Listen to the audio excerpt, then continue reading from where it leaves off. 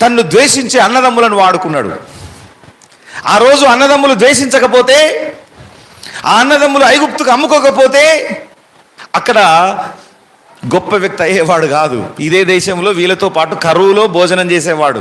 ఆహారం అయిపోతే ఎట్లా అని ఎదురు చూడాల్సిన పరిస్థితి ఏర్పడు. అంటే కొన్ని వ్యతిరేకతలు జీవితంలో జరుగుతున్నాయని ఎప్పుడు భయపడద్దు క్రైస్తవుడు. ఏదైనా వ్యతిరేకత రాగానే కులుగుతూ ఉంటారు, సడుగుతూ ఉంటారు, గులుగుతూ ఉంటారు. నాకెందుకైంది, నాకెందుకైంది, నాకెందుకైంది, ఒక పాట పాడుతూ ఉంటారు. నాకే ఎందుకు కావాలి, ఎంతో మంది ఉంటే నాకెందుకు జరగాలి ఇట్లాంటివి, నేనే ఎందుకు ఇలాంటి పరిస్థితులు గుండా వెళ్ళాలి? నో, ఆ పరిస్థితి నిన్ను దేవుని ఉద్దేశం వైపు నడుపుతున్నది. నీ వ్యతిరేకతలు, నీ శత్రువులు, నీకున్నటువంటి ఇరుకులు, నీకున్నటువంటి బాధలు నిన్ను దేవుని ఉద్దేశానికి చేర్చే సాధనాలు. Praise the Lord. హల్లెలూయా.